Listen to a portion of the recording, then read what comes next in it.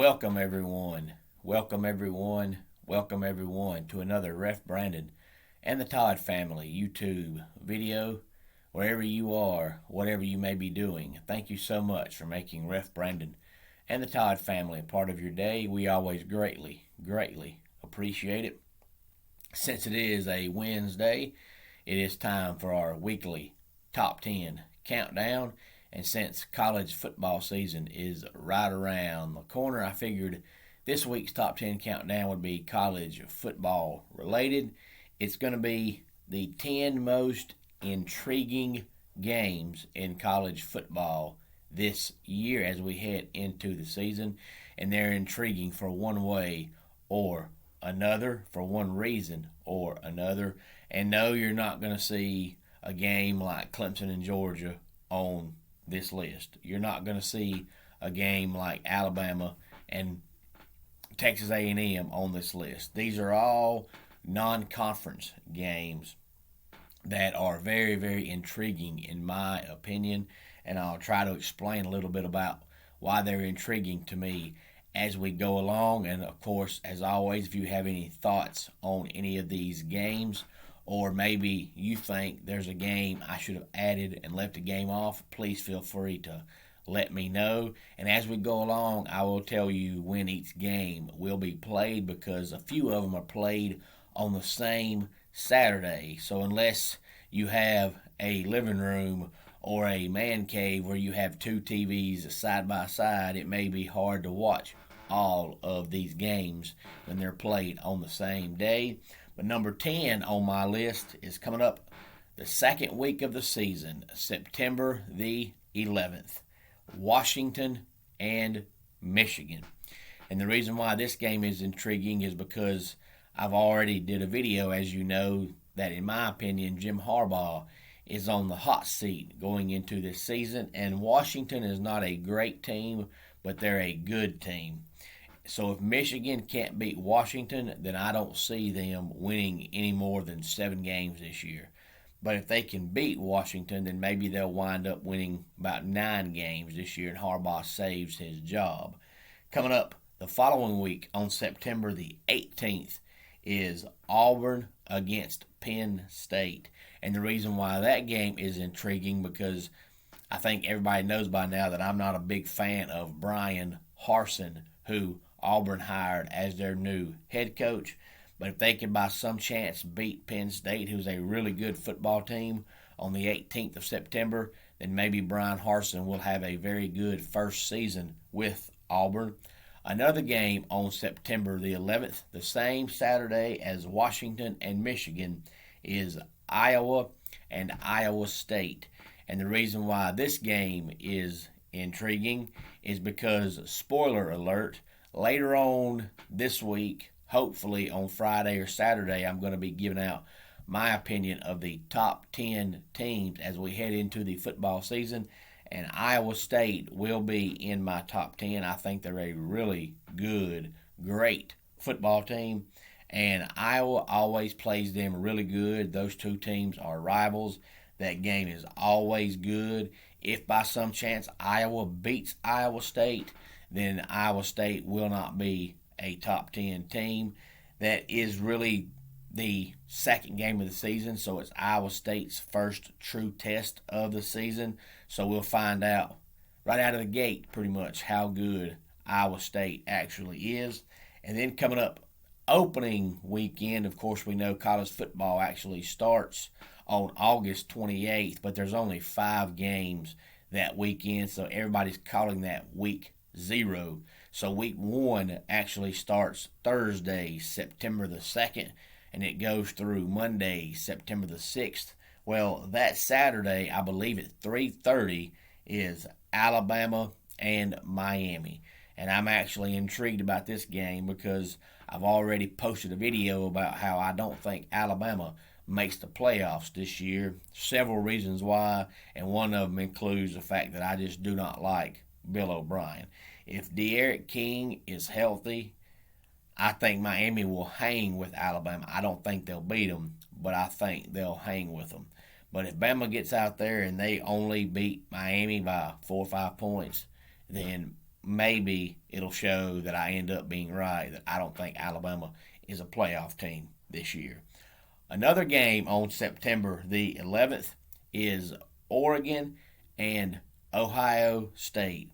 Now, if you've been following along, September the 11th has Washington and Michigan. It also has Iowa State, and it also has Oregon and Ohio State. So this is the third game on my top 10 that is going to be played on September the 11th.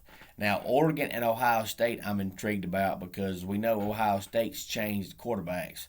They now have J.T. Stroud, but they're not going to miss a beat. They have Olave and the same great receivers they had last year, so Ohio State's going to be a top 5 team again. Oregon, I'm not sure about. Oregon is supposed to be a top 10 team, but I've never been a big fan of Mario Cristobal, Oregon's head coach. And, of course, we also know last year Oregon had a pretty good quarterback, but he transferred. So Oregon is coming out of the gate with a brand new quarterback. So I think it's a pretty good way to see how good he might be when second game of the season they play the Ohio State Buckeyes. So I'm intrigued about that game.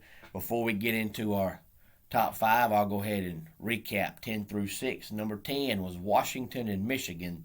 Number 9 was Auburn and Penn State. Number 8 is Iowa and Iowa State. Number 7 is Alabama and Miami. And number 6 is Oregon and Ohio State. And if you're just tuning in, this is my opinion of the 10 most intriguing matchups as we head into the 2021 college football season. And they're intriguing in one way or another, not because it's two top 5 teams playing each other. Well, games like that, you expect them to be good. So to me, that's not intriguing when you expect right away for it to be a good game. But these are games that just, in my opinion, have headlines to them that make them intriguing for one way or another. And all of them are non-conference games because you're always intrigued when you play a conference game, even if the team you're playing sucks. Now, without further ado, we'll go ahead and get into our top 5. Number 5 on my list is September the 25th from Soldier Field in Chicago, and that is Wisconsin and Notre Dame. First of all, I think it's very cool that they're playing the game at Soldier Field. They were supposed to play back-to-back years. They were supposed to play 2 games back-to-back years at neutral sites close to both teams' stadium. So last year's game was supposed to be played in Wisconsin at Green Bay at Lambeau Field, and then this year's game at Soldier Field in Chicago because that's close to Notre Dame Stadium. That way they're neutral sites, but you're not traveling a long way. Instead of Notre Dame going to Wisconsin Stadium last year, they would have gone to Lambeau Field. But that game was canceled. But they are still playing this year, and instead of Wisconsin going to Notre Dame Stadium, they're going to play the game at Soldier Field. So I think that's cool. But I also don't think Notre Dame is going to be as good this year as everybody thinks they're going to be. But I also don't think Wisconsin's going to be quite as good as everybody thinks they're going to be. So I'm intrigued to see if either one of these teams is actually going to be anywhere close to expected to be as good as they're supposed to be. And then here's another game on September the 11th, the 4th game that's going to be played on the 11th of September, and this one is Texas and Arkansas. And the reason why I'm intrigued by this one, it may end up being a blowout. But as we know, Arkansas has Sam Pittman. Now, Arkansas wasn't very good record-wise last year, but you could see remarkable improvement from last year's team compared to the 2018 and the 2019 teams. And Texas has gone through a coaching change. And, of course, I think Steve Sarkisian is going to be a phenomenal coach. But I don't think Texas is going to go from being an average team last year to being a 10-win team this year. I just don't think they're going to make that leap that fast. And I think Sam Pittman is doing a great job at Arkansas. So I am intrigued to see if Arkansas can hang with Texas. And if Arkansas does hang with Texas, does that mean that Arkansas has just made that much more improvement in one off season under Sam Pittman? Or does that mean that Texas is just nowhere close to being as good as I think they're going to be in a couple of years? I do think Texas wins the game, but I'm intrigued to see whether or not Arkansas can hang with them. And then number 3 on my list is September the 5th, the Sunday of the opening weekend, and that's Notre Dame and Florida State. And I've already previously said I don't think Notre Dame is going to be as good this year as everybody thinks they're going to be. And Florida State has a really good transfer quarterback coming in.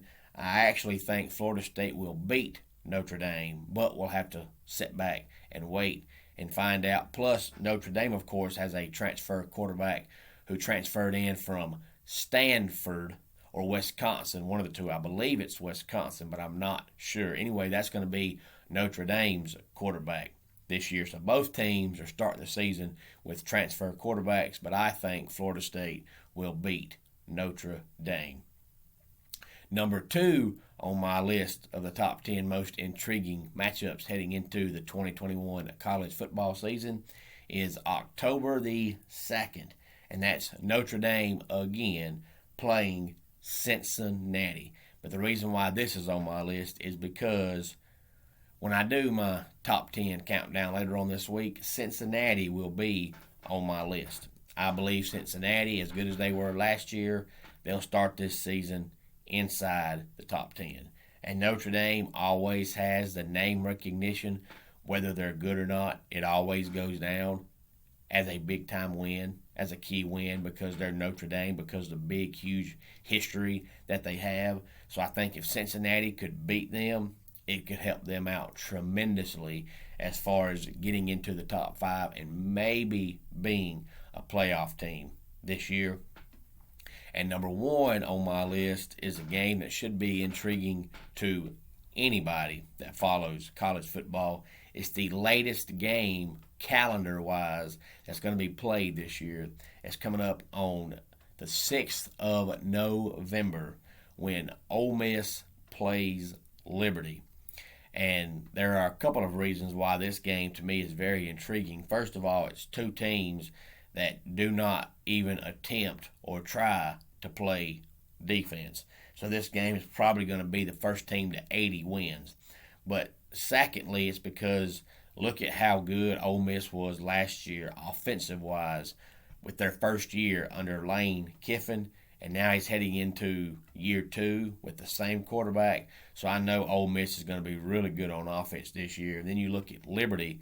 If Liberty continues down the path they're going to be a really good FBS team coming up here in about 4 or 5 years. And, of course, we know Liberty's head coach is Hugh Freeze, who used to be the head coach at Ole Miss, and he would love nothing more than to beat his former team this year and upset their season, because I think Ole Miss is going to be a lot better than people expect. But even if they're 11-1, which they won't be, but if they do go 11-1, then losing to Liberty will have a lot of people wanting to not vote them inside the top 10 because their one loss was to Liberty. But I'm not saying Ole Miss is going 11-1 because I don't believe they're going 11-1. I'm just saying that if they did go 11-1 and their one loss was to Liberty, you would have people that wouldn't want to vote them inside the top 10 because their one loss came to Liberty.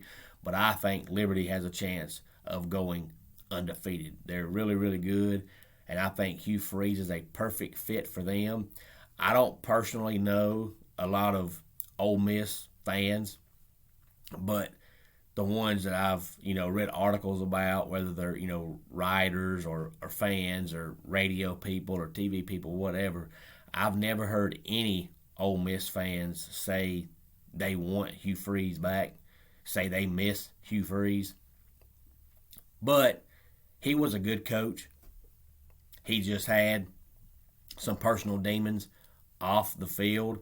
But if you look at Ole Miss, he gave them the best recruiting classes that they've ever had, but he did absolutely nothing with them. And Robert Kimdichie, his mama pretty much gave it away a couple of years later by pretty much admitting that her son got money from him. But nothing ever happened because they didn't win anything. But I think Hugh Freeze, in my opinion, He's kind of like Butch Jones, who is now at Arkansas State again. I think he's good for a team like Liberty, just like Butch Jones is good for a team like Arkansas State, and he was good at Cincinnati. But I don't think they're Power 5 head coaches. So I think Hugh Freeze at Liberty is a great fit. If he stays there, like I said, they're going to be a really good FBS team in about 4 or 5 more years. So I'm intrigued for that game because it's the Hugh Freeze Bowl and because of the fact that neither team is going to play any defense whatsoever. You probably won't see a punt in the entire game. So I think it's going to be a really good game. So because of the fact it's the Hugh Freeze Bowl and the fact that neither team is going to play any defense whatsoever, they're probably better off just when the offense has the ball, defense just stay on the sidelines. Don't waste your breath. Don't waste your energy. Just don't even go out there. So I think that's going to be a very good game. So give me your thoughts and your opinion on what you think the 10 most intriguing matchups are. And maybe you agree with my top 10. I didn't put any conference games on here because, like I said earlier, when you play a conference game, even if the team you're playing is not any good, you're still intrigued by it because it's a conference game, and conference games supposedly are supposed to mean more than non-conference games, which to me sometimes makes absolutely zero sense because to me, if you look on this list, say Alabama beats Miami, which I think they will, but to me, Alabama beating Miami, who has a chance to be a top 10 team if De'Aaron King is healthy, should mean more than Alabama beating a pitiful team like Vanderbilt or Alabama beating a pitiful team like Missouri. But it won't because it's a non-conference game, and conference games always mean more. But just because the conference games mean more doesn't mean the conference game is going to be a better quality football game. And these are 10 games that I think, even though they're all non-conference games, I think they're all 10 going to be really close, really competitive games. And that's what college football is all about. And even though Clemson and Georgia is a non-conference game, I didn't put it on the list because they're both top 5 teams. And when 2 top 5 teams play each other, you don't need storylines. You think going into it, it's going to be a good game. They're 2 top 5 teams. So what should you expect? But these are games that some people may not expect a good game or may not be looking for a good game, but they have storylines involved with them that want to make you watch them for one reason or another. So let me know your thoughts and your opinion on whether or not you agree with my top 10 most intriguing matchups as we head into the 2021 season. I've actually not had anybody ask me to do this list, but I thought since college football was approaching and approaching very quickly, I know everybody has their favorite team, no matter who it is, and usually we follow our favorite team, and we may follow along with some of the teams on their schedule because you want to know what to look for in that matchup, but you don't really follow along with every single team unless you're a die-hard college football fan. So I thought we would just discuss these and see if anybody has any thoughts on any of these games as we head into the 2021 season. Let's go ahead and get our dad joke of the day in here. I can't take my dog to the pond anymore because the ducks keep attacking him. But I guess it's my fault. That's what I get for buying a purebred dog. And that wraps it up for today's Ref Brandon and the Todd family YouTube video. Until next time, it's Ref Brandon saying, just like in pro wrestling, life can be over by the count of 3. Tell your friends and family how much you love them. Bye.